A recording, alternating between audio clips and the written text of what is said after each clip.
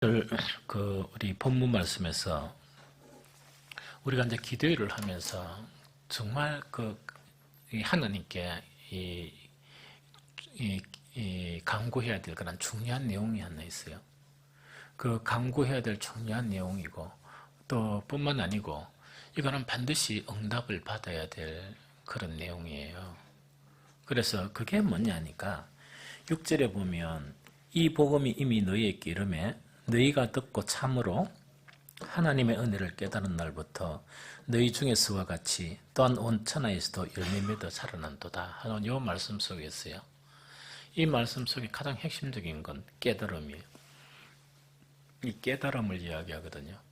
그래서 이 깨달음 자체는 우리는 정말 이번 다니엘 기도회를 통해서 정말 주님 앞에 간구해야 될 내용이에요. 하나님 나에게 이런 깨달음을 달라고 기도해야 될 내용이고 또 이 깨달음 자체는요 반드시 응답을 받아야 될 그런 기도 제목에 관한 내용이다 하는 그걸 이야기합니다. 그러면 왜 깨달음이라고 이야기했느냐? 이것 때문에 이야기해요. 이 깨달음이란 원어 자체가 에피키노스코라고 이렇게 이야기해요. 그럼 이거는 뭐냐? 완전히 이해하다. 또한 이 발견하다. 또 이 복음의 그런 지식을 획득하다 하는 그런 내용이에요. 그래서 이 깨달음이 있어야 그 뒤에 깨달음이 나타나는 이 신기한 그런 것들이 나타나요. 그럼 깨달음에 진입하지 못하면 이거는 누릴 확률이 거의 없어요. 그래서 이거는 왜 깨달음이 중요하냐? 잘 들어봐야 됩니다. 우리가 목사는 한 사람이 설교를 하잖아요. 이 한 사람이 설교를 하는데 듣는 사람은 상당히 많습니다.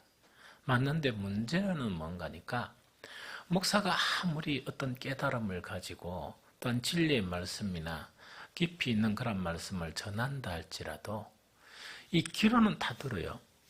다 듣는데 깨달음에 이르는 사람이 있고 깨달음에 이르지 못하는 사람이 있어요. 그러면은 참 이거는 뭐냐? 그 깨달음이 있는 것하고 없는 것하고는 이거는 완전한 차이가 나요. 깨달음이 있어야 뭔가 이런 아름다운 현상이 나타난다 하는 그거를 이야기하는 거예요. 그래서 정말 우리 많은 그런 그리스도인들, 특히 오늘을 사는 이 땅에 사는 많은 그리스도인들이 뭐냐? 많은 설교나 또 어떤 분들은 부지런한 사람들은 책이나 이래가지고 많이 들어요. 옛날에 내하고 가까운 분이 계셨는데 그 두 분이 계셨어요. 그 두 분은 책을 너무 좋아하는 거예요. 어떤 데는 책을 하나 탁 손에 잡으면 정말 밤늦게까지 책을 이렇게 손에 안 놨고 또 이 일을 지속하는 거예요. 또 한 사람도 동일하게 그분의 딸인데 책을 너무 좋아하는 거예요. 그래서 제가 어렸을 때 너무 존경을 했어요. 너무 존경을 했는데 어리니까 그 책을 읽는 모습이 너무 좋아 보이는 거예요. 그래서 저분들은 아주 대단한 분일 것이다. 저분들은 아주 대단한 분이다 하는 그런 생각을 갖게 됐거든요. 그런데 내가 어린 티를 벗어나고 어쨌든 간에 이 복음을 받아들이고 또한 이 복음의 말씀을 깨닫고 이래서 그분들을 봤거든요. 봤는데 옛날에 그 모습 있죠. 그렇게 독서를 많이 하고 책을 많이 읽었는데 그게 다 어디 갔나? 그게 다 어디 갔을까? 하는 그런 의아심을 참 많이 가졌었어요. 너무 그런 의아심을 많이 가졌어요. 그런데 요즘은 이해를 하죠. 책을 엄청 많이 읽었기는 많이 읽었는데 뭐냐? 깨달음이 하나도 없었던 거예요. 아무 깨달음이 없었던 거예요. 그러나 책을 읽은 거예요, 책을. 그 독서 그 자체가 취미였고, 취미하면 독서 쓰잖아요. 그 자체가 취미였는데, 그 독서를 통해서 어떤 깨달음에 이르러야 되는데, 전혀 깨닫지 못하는 거예요. 됐습니까? 울린다고요? 그래서 이 깨달음이 없으면은 정말 좀 힘들어요. 그럼 성경의 인물들 중에 이야기할까요? 이 바울은요, 어릴 때부터 이 다소에서 어디로 유학 갔느냐? 예루살렘으로 유학 갔었어요. 자기 아버지가 부자라다 보니까. 그러고 돈으로 로마 시민권을 샀거든요. 그럼 얼마나 부자였겠어요. 그래서 갔는데 정말 그때 두 개 그런 이 학문의 그런 계파가 있었는데 그 중에서 가장 좋은 그런 계파에서 공부를 하게 됐다는 거예요.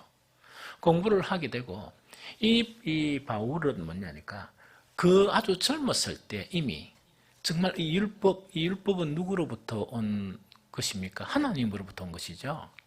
그래서 율법을 통해서 이게 뭔가니까 그 당시에 이스라엘 전체에서 젊은 나이인데도 불구하고 무시하지 못할 정말 어떤 지식의 경지에 이르는 사람이 누구 있느냐? 바울이었어요. 옛날 이름은 사울이겠죠. 이 바울이었어요. 그러면서 그때 자기는 아주 대단한 사람인 줄 알았고 자기는 아주 존귀한 그런 사람인 줄 알았었어요. 그래서 그때 바울 자체가 그때 이제 그런 자기뿐만 아니고 모든 사람이 그렇게 인정한 거예요. 그런데 신기하게 이 다메섹 독상에서 누구를 만나느냐? 부활하신 예수님인데 예수님이 어떻게 다가오셨나 하니까 빛으로 다가오셨어요. 빛으로 다가오신 그 예수님을 만난 순간에 뭘 깨닫는가? 나는 너무나 무지하구나. 나는 너무나 무지할 뿐만 아니고 정말 나는 내가 귀하다 생각했고 정말 내가 존귀하다 생각했는데 나는 똥바가지를 덮으시고 다니는 사람이구나 하는 것을 비로소 발견한 거예요. 요거를 깨달음이라 그래요. 이걸 깨달음이라 그러거든요. 그러면 모세를 통해서 율법이 주어진 것도 하나님의 말씀이에요. 빛으로 오신 예수 그리스도는 하나님의 말씀 자체가 육을 입어 오신 분이 바로 예수 그리스도세요. 그런데 그 이전에 그렇게 연구하고 그렇게 연구하던 그 율법 있죠. 동일한 하나님의 말씀. 이것지만은 뭔가 자기는 지식이 있다 생각하고 이거는 완전하다고 생각했는데 뭐가 없었느냐? 깨달음이 없은 거예요. 깨달음이 없다 보니까 자기는 완전하다고 생각했던 그런 일들, 그런 일을 하고 했는데 깨달음이 탁 들어오니까 어디든 나가니까 이 관점 자체가 완전히 바뀐 거예요. 그래서 가장 중요한 것은 이 깨달음이란 것 자체가 너무 중요하다는 이야기죠. 골로새서 오늘 1장에서 그 골로새 교인들을 향해서 이 바울이 막 하나님께 감사 기도해요. 감사 기도한 이유가 뭔가니까 정말 많은 지역에 복음을 전하고 많은 지역에 말씀을 전했지만 때로는 바울이 핍박도 당하고 쫓겨나기도 하고 때로는 반대되는 사람들을 만나기도 하고 그런 상황 가운데 있었던 거예요. 그런데 이 골로새 교인들은 그 에바브로디도를 통해서 이 골로새 교회가 형성이 됐는데 이야기를 들어보니까 이들에게는 뭐가 있었느냐? 복음이 전해졌는데 그 복음에 대한 깨달음을 가진 거예요. 이해가 되죠? 그래서 우리 그리스도인들에게 정말 기도해야 될 내용이 여러 가지가 있는데 깨달음 자체는요 가장 중요한 기도 제목이고 또한 이 기도 자체는 반드시 응답을 받아야 돼요. 깨달음이 없으면 변화가 안 일어납니다. 안 일어나요. 절대로 변화가 일어나지 않아요.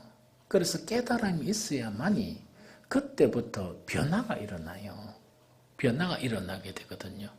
그래서 이번 다니엘 기도 오늘 3일째 아닙니까? 3일째인데 정말 계속 기도의 제목들을 이렇게 말씀을 통해서 이렇게 나누어 주는데 하나님께서 나에게 깨달음을 달라고 이렇게 강구를 해야 돼요.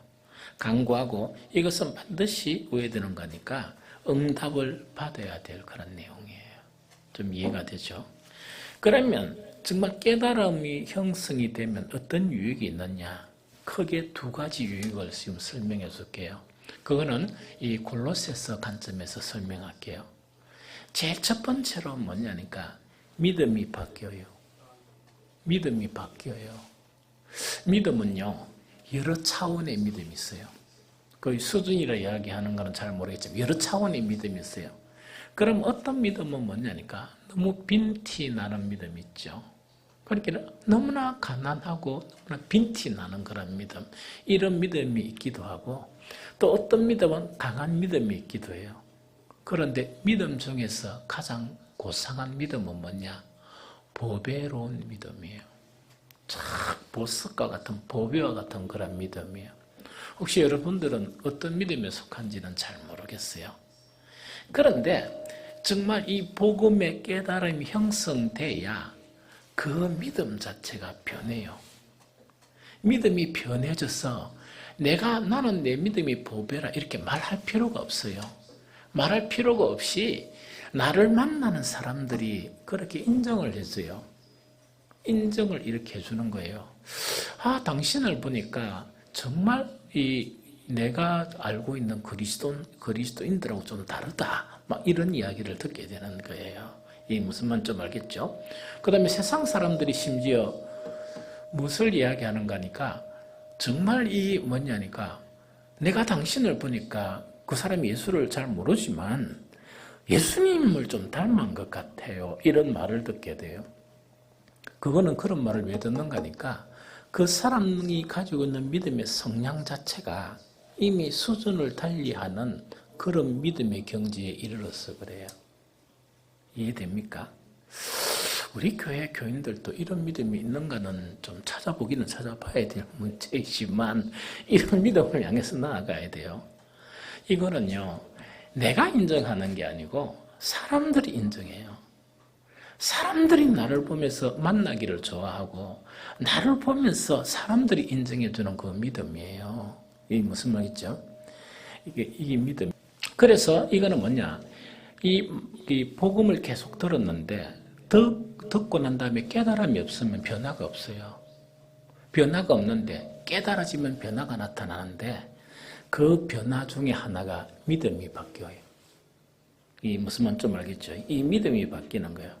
그럼 이 믿음이 어떤 믿음으로 이렇게 바뀌어지느냐 하니까 이 골로새서 1장 4절 5절 보면 이렇게 핵심적인 내용이 나타나요. 자, 봅니다. 4절 5절 보니까 이는 그리스도 예수 안에 있는 너희의 믿음과 모든 성도에 대한 사랑을 들었으며 너희를 위하여 하늘에 쌓아둔 소망으로 말미암이니 곧 너희가 전에 복음의 진리의 말씀을 들은 것이라 이 이야기입니다. 그러면 가장 보배로운 믿음은 어떤 것이 가장 보배로운 믿음이냐니까 아까 믿음은 여러 질이 있다 그랬죠? 그러나 이거는 요즘 보니까요, 우리나라 이 교인들에 보면 믿음이 있는데 자기 믿음이 많아요. 전부 다 자기 믿음이에요. 자기 믿음. 자기 믿음이라는 건 뭐냐? 자기 개성에 따라서 또 자기 의지에 따라서 믿음 생활을 하고 있는 거예요. 그래서 이게 너무 강한 것 같아요. 이게 탁 떨어져야 되는데 이게 강한 것 같아요.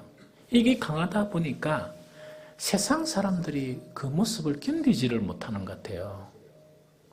그래서 그리스도인들을 너무 싫어해요.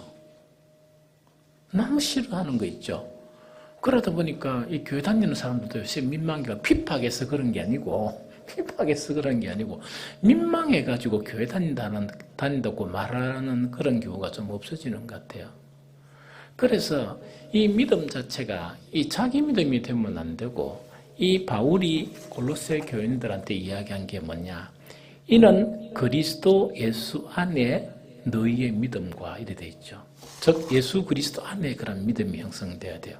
그런데 이 믿음만 독립적으로 나타나면 안 되고 두 가지가 균형 있게 그 믿음의 조화 가운데 형성돼야 돼요. 이거는 계속 설교할 때마다 설교를 했죠. 그게 뭐냐? 하나는 이 성도에 대한 사랑이에요. 즉 믿음이 있으면 이 믿음은 오직 믿음에가 이런 사람은요, 렌조 한계점이 있어요. 한계점이 있고 여러분들 오직 믿음 이래가 외치는 사람 있죠. 외치는 사람은요, 그 교회 그 한 3명만 그런 특출한 믿음이 있으면 교인들 다 쫓아내 보여.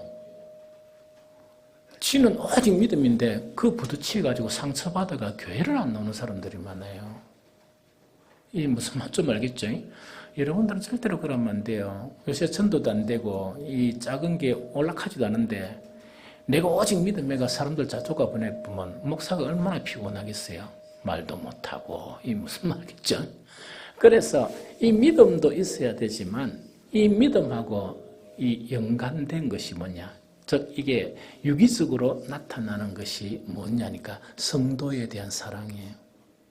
그래서 참 믿음 자체는 반드시 성도에 대한 그런 사랑이 있죠. 이것하고 연결되어서 나타나는 것이 바로 이 참 믿음이다 하는 그걸 이야기합니다.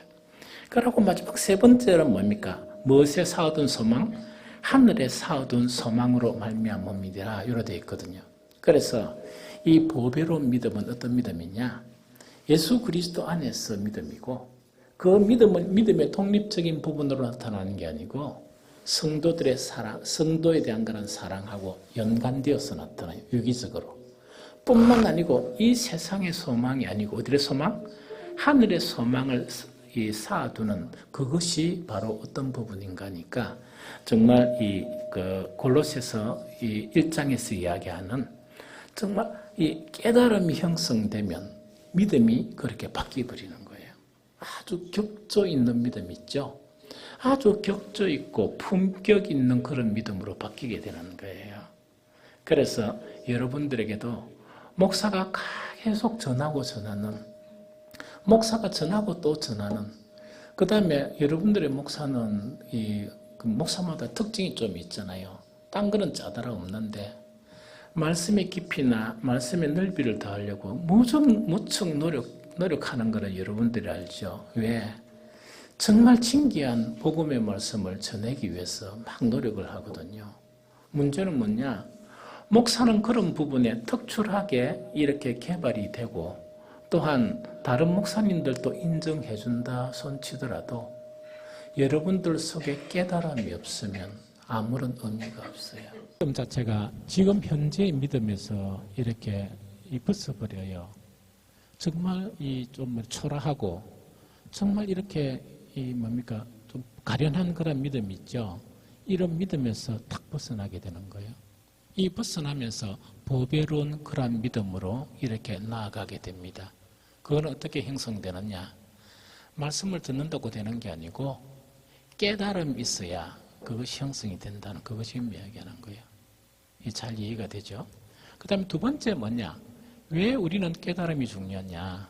그래 목사가 막 이렇게 설교를 하고 이래도 정말 이 깨달음, 예수님이 말씀하신 대로 들을 게 있는 자들은 들으라 하는 그것이 깨달음에 대한 의미예요. 이거는 무슨 말입니까? 그러니까 아무리 예수님이 정말 생명의 말씀을 전하더라도 깨달음이 없는 사람은 못 듣는다는 이야기거든요.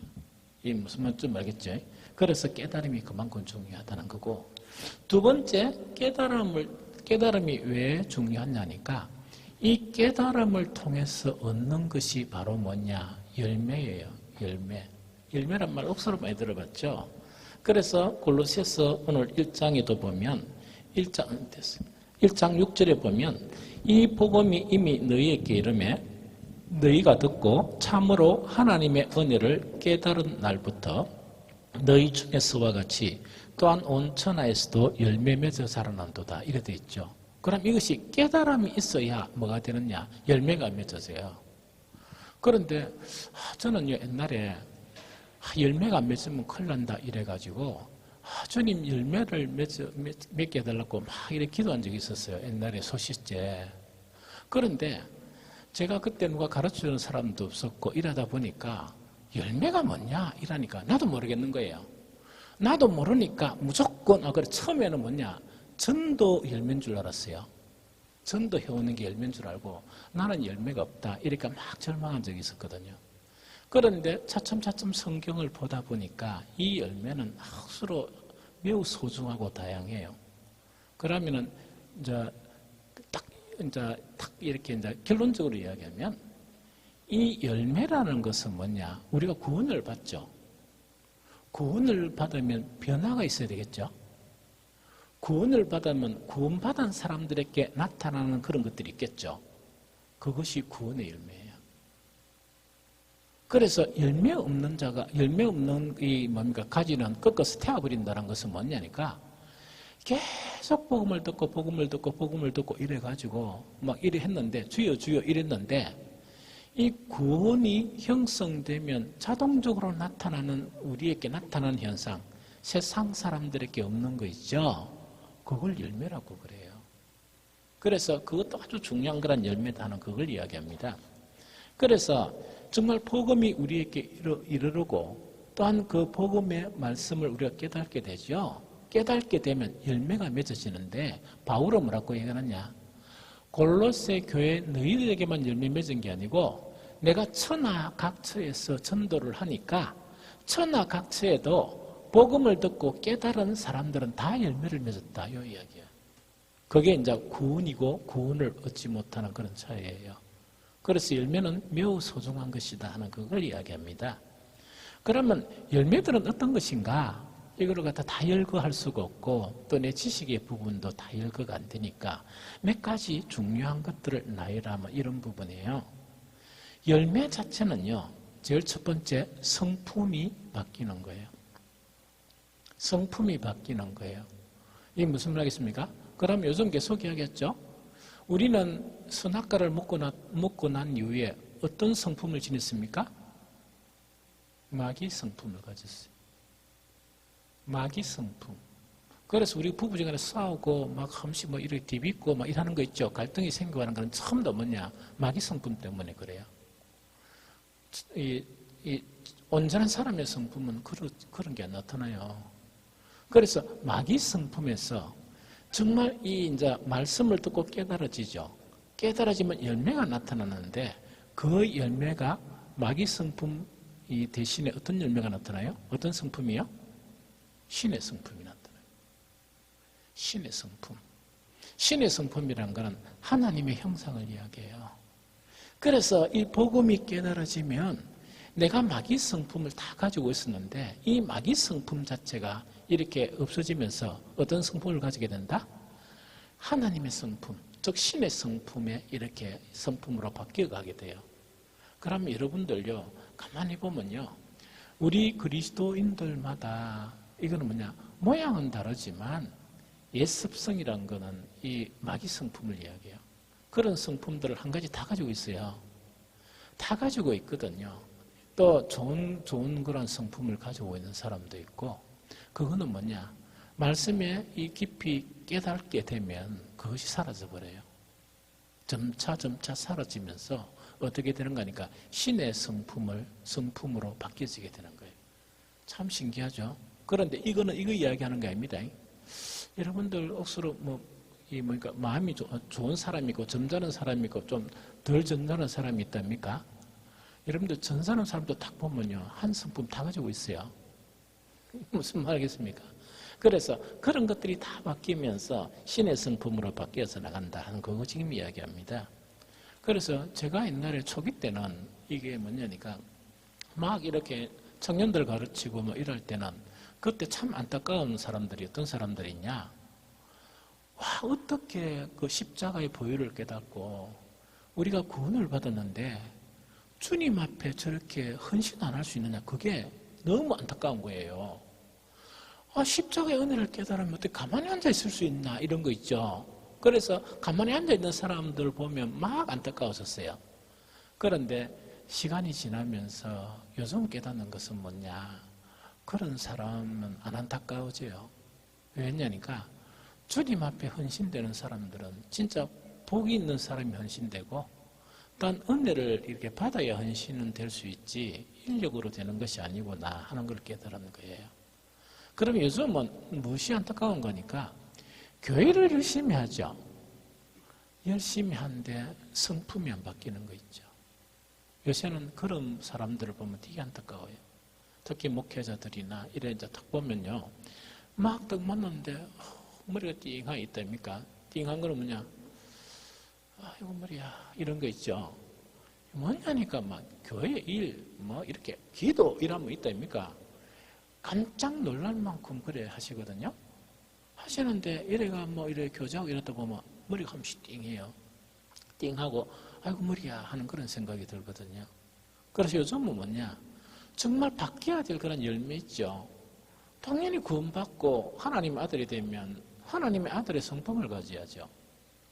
그런데 오랜 신앙생활을 하면서 옛 성품을 가지고 있는 거예요. 그래서 이거는 뭔가 이렇게 깨달음이 없어서 그래요. 그래서 그런 사람이 보일 때는 여러분들 어떻게 이해하면 되는 거니까 나 저 사람 때문에 교회 못 다니게 때리지 말고 깨달음이 없어 그렇구나. 그래야 생각하면 돼요. 그래서 주님 정말 저 영혼도 좀 깨달음을 주십시오. 그래서 정말 신의 성품을 가질 수 있게 도와주세요. 그렇게 기도하면 돼요. 그래서 깨달아지면 모든 것이 다 수용돼요. 안 깨달아지면 수용되지를 않아요. 그 다음 두 번째, 이 열매 자체가 어떤 부분이 있는가 하니까 은혜와 평강이 강해서 가요. 은혜와 평강이 강해서 가요. 정말 이 우리가 말씀을 통해서 깨달음이 형성이 되어지면 왜 되는가 하니까 하나님의 은혜가 정말 계속적으로 하나님의 은혜에 이렇게 이끌려 살게 돼요. 순간순간. 하나님의 은혜에 이끌려 살게 되다 보니까 마음이 편안합니까? 안 편안합니까? 상황이 나쁜 상황 속에서도 평강을 가질 수 있는 거예요. 그게 은혜와 평강이에요. 이런 열매가 우리에게 나타나는 거예요. 그 다음에 세 번째 어떤 것이 있느냐. 이것도 되게 좋아요. 덕스러워져요. 덕이 있는 사람이 돼요. 이게 무슨 말이겠죠? 그래서 이거는 뭐냐니까 사람 살다가 보면 이런 일도 있고 저런 일도 있고 슬픈 일도 하고 이러잖아요. 그 사람들이 딱 사는 사람들이 어떤 사람이 있냐? 직분이 목사 이런 사람을 찾는 게 아니고 덕스러운 사람을 찾아요. 내가 조금 기댈 수 있고 내가 조금 이런 이야기를 하면 들어줄 수 있는 그런 사람을 찾지 신앙생활 오래 하고 기도 오래 하고 그런 사람은 안 찾습니다. 그래서 덕스러움이 생기는 거예요. 이 무슨 말 좀 알겠죠? 그 다음에 뿐만 아니고 또 한 가지는 뭐냐? 지속적으로 새롭게 되어지는 지식 있죠? 새롭게 되어지는 지식. 이거는 관점이 계속 달라진다는 이야기입니다. 교회를 봐도 관점이 달라지고 이 세상을 보더라도 관점이 달라지고 아내를 보더라도 관점이 달라지고 남편을 보더라도 관점이 달라지고 또한 자녀들을 보면서도 관점이 계속 달라져요. 이게 깨달음이 우리 속에 있다 보니까 내가 알지 못했던 새로운 지식이 내 안에서 충만해져 가는 거예요. 여러분들 지금 이야기는 이 정도만 있어도요. 너무 감사가 되고 기쁨이 넘쳐요. 그 다음에 무너졌던 그런 자존감이 있죠. 이 자존감이 내 신분이 문제가 아니고 내가 뭘 많이 가졌나 가지지 않나 그거는 문제가 되지 않아요. 자존감이 내 속에서 형성되어서 참 좋은 거예요. 심지어 옛날에는 조그마한 모욕을 당하면 기분 나쁘고 한 3일 동안 밥 먹을 수 없었는데 그보다 엄청난 모욕을 당하더라도 내 자존감이 회복되는 사람은 별로 그렇지 않아요. 그 사람 그래 이야기했다 손치더라도 나는 이런 사람이다 하는 것 자체가 형성되어서 그래요. 그 다음에 다섯 번째가 뭐냐니까 절제력이 나타나요. 절제력이 뭔 줄 압니까? 적당한 선에서 그만둘 줄 아는 거예요. 너무 좋죠. 절대로 지나치지 않고 적절한 선에서 그만둘 줄 아는 거예요. 그러다 보니까 그 삶이 쫓기는 삶을 살지 않아요. 옛날에는 막 쫓겨 살았는데 적절한 선에서 그만둘 줄 아는 또 적절한 선에서 쉴 줄 아는 그런 것이 내 안에서 생겨나는 거예요. 그 다음에 마지막 한 가지를 이야기한다 그러면 생명과 경건에 속한 것들을 소유해 나가요. 생명과 경건에 속한다는 것을 오늘은 한 차원만 이야기해 드릴게요. 이게 뭐냐 이런 이야기입니다. 먼저 생명에 속한 거고 그 다음에 경건에 속한 거예요. 생명에 속한 거다라는 건 이걸 이야기해요. 내가 생명력이라는 것은 뭐가 있느냐니까 활력과 힘과 능력이 이렇게 주어지는 거예요. 그럼 내 삶 자체가 뭐냐? 활력이 있고 힘이 넘치고 또 다른 사람이 못하는 그런 일을 할 수 있는 능력이 있는 거예요. 그게 생명성이에요. 그런데 이 생명성 자체가 생명과 경건에 속하다는 것은 뭐냐? 이것 자체가 뭐냐? 세상적으로 막 바쁘고 이런 것도 아니고 이 방향성이 경건하다는 이야기입니다. 방향성이 하나님에 속한 것으로 이렇게 나타난 이것 자체가 뭐냐? 이 복음을 통해서 깨달아지면 이렇게 변화가 내 안에서 일어난다 하는 그거 지금 이야기해요. 좀 이해가 되죠? 그래서 여러분들 이번 기도회 때 반드시 뭘 기도하는 거니까 하나님 내가 말씀을 숱하게도 읽었고 설교도 숱하게 들었는데 내가 가만히 생각해 보니까 10년 전내나 10년 후내 별로 바뀐 건 없고 좀 바뀐 거는 나가들다 보니까 힘이 조금 없네요. 이런 거 있죠. 그런 변화 말고 그런 상태가 이 경험된다 그러면 주님 나에게 깨달음을 형성해 주셔서 정말 내 속사람이 변하게 해달라. 풍성한 열매를 맺게 해달라 하는 그 기도가 너무나 중요한 그런 기도예요. 그러면 이제 오늘 중요한 것은 뭐냐? 어떻게 하면 깨달음을 형성할 수 있느냐? 깨달음이 얻어지느냐 그 이야기죠. 어제 우리 잠언 우리가 같이 서로 말씀 나눴죠. 그하고 연관이 있어요. 아주 중요한 연관이 있어요. 그래서 오늘은 그 잠언서를 통해서 어떻게 우리가 깨달음이 형성되는가 하는 거 있죠. 이것 자체를 정말 잠언서를 통해서 조리 있게 여러분들에게 설명을 해줄게요. 자, 이제 제일 첫 번째로 뭐냐? 잠언을 펴봅니다. 잠언 1장을 펴봅니다. 1장을 펴보면서 잠언 1장에서 이제 뭘 이야기하는 거니까 제일 처음에요. 하나님은요, 우리가 사탄의 선악과 때문에 무지한 상태에 있는 걸 알아요. 그러니까 눈만 있어가지고 세상은 볼 줄 아는데 사탄에 속한 그것들은 볼 줄 아는데 심령의 눈이 감겨져 가지고 즉 영 자체가 소멸돼 가지고 영의 눈이 없는 것을 알아요. 영의 눈으로 보지 않기 때문에 깨달음이 없다는 걸 알아요. 이런 우리들에 대해서 하나님은 무엇을 하고 계시느냐 이거부터 알아야 돼요. 제일 첫 번째 잠언 1장 20절 21절을 읽어봅니다. 잠언 1장 20절 21절 자 시작. 지혜가 길거리에서 부르며 광야에서 소리를 높이며 시끄러운 길목에서 소리를 지르며 성문 어귀와 성중에서 그 소리를 발하여 이르되 일어났다 그죠? 그럼 여기서 아주 이시적으로 표현한 이 말씀은 어떤 내용인가? 이런 내용이에요. 자, 다시 설명할게요. 하나님은 우리에게 구원이 필요하고 우리에게 영적인 눈, 즉 지혜가 없다, 즉 깨달음이 없다 하는 것을 알고 계신 거예요. 그래서 우리의 영적인 눈을 띄주기 위해서 지혜, 깨달음이 있죠. 그 깨달음 자체를 주기 위해서 어떻게 하는가? 눈이 감겨져 있는 그 사람들을 길거리에서 부르고 강야에서 소리를 높이고 시끄러운 길목에서 막 소리를 지르고 이렇게 하는 거예요. 왜? 눈 먼 사람들아 나에게 와서 눈 좀 뜨라. 눈을 좀 뜨라. 영적인 눈을. 이렇게 막 소리 지르는 거예요. 그럼 이거는 그 시적으로 표현해서 이건데 사실은 이거는 하나님께서 어떻게 이런 일을 하시는가 하니까 이 세상에 보지 못하는 우매한 즉 영적인 눈을 뜨지 못한 그런 사람들에게 끊임없이 선지자들을 보내서 외치게 하셨어요. 말씀을 외치게 하셨어요. 또 오늘날에는 뭡니까? 목사들을 통해서 막 끊임없이 말씀을 외치게 하는 거예요. 이게 무슨 말이겠죠? 왜 말하고? 말씀은 영의 말씀이니까 영의 눈이 뜨도록 깨달아져서 영의 눈이 번쩍 떨어져 가지고 그런 결과로 말미암아 풍성한 열매가 맺히도록 막 이렇게 하나님은 온갖 일을 다 하세요. 그런데 정말 이렇게 이제 하고 난 이렇게 했고 뿐만 아니고 외치기만 하느냐? 아니에요. 결정적인 일도 하세요. 그것이 잠언 1장 23절이에요. 잠언 1장 23절.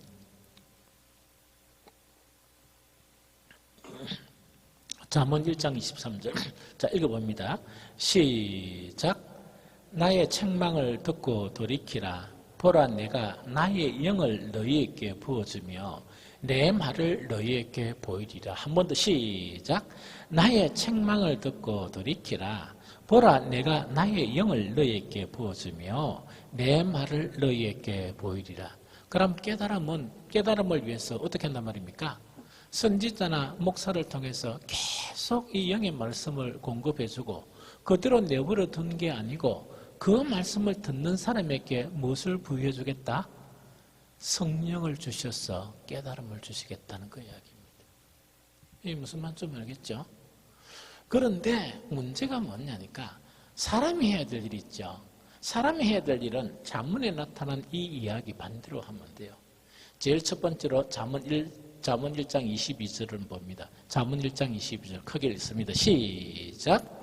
너희 어리석은 자들은 어리석음을 좋아하며 거만한 자들은 거만을 기뻐하며 미련한 자들은 지식을 미워하니 어느 때까지 하겠느냐. 한 번 더 읽습니다. 시작.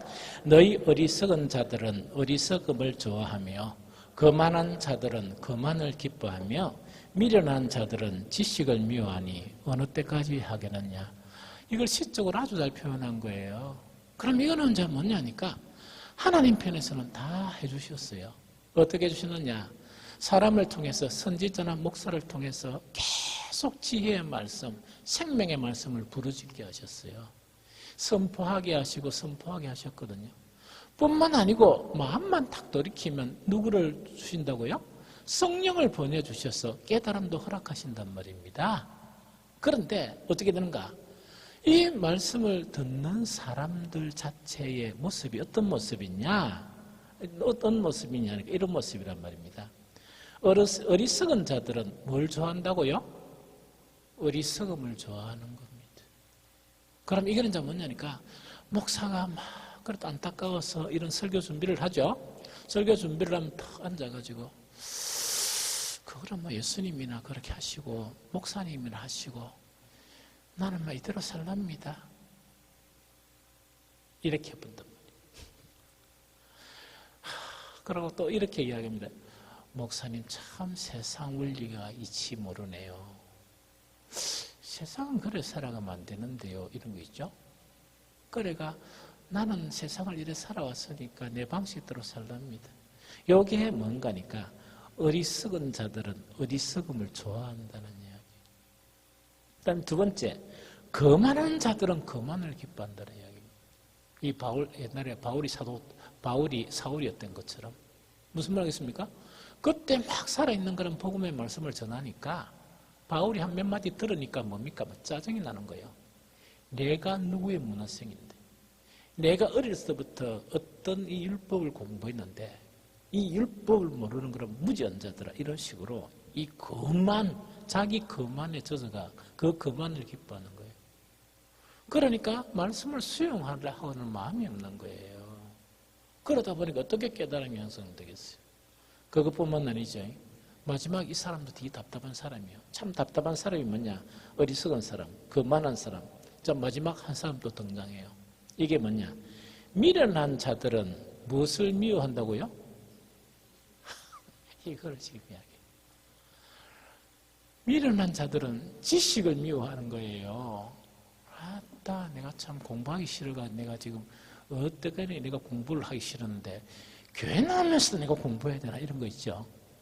그러다 보니까 어떤 문제가 생기는 거니까 깨달음이 형성되려고 그래도 형성되어지지 않는 거예요.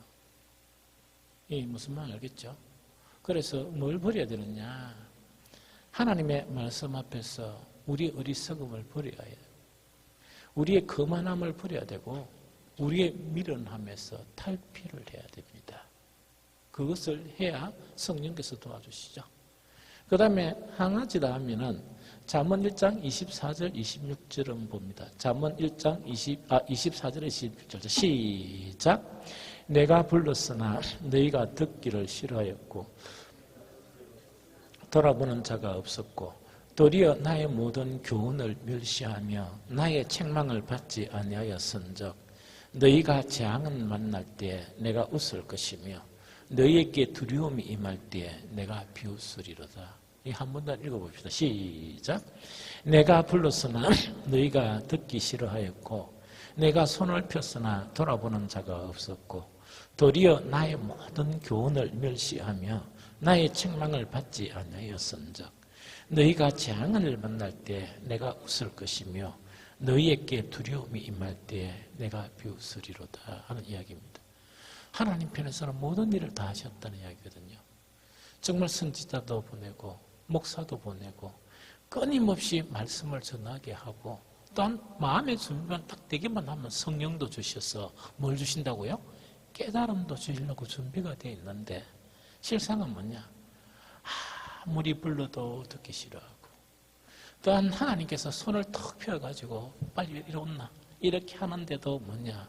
자기의 길을 가는 돌아보지 않고 도리어 뭐냐니까 나의 교훈을 멸시하고 나의 책망을 받지 아니하는 그런 상태에서 돌이켜야 돼요.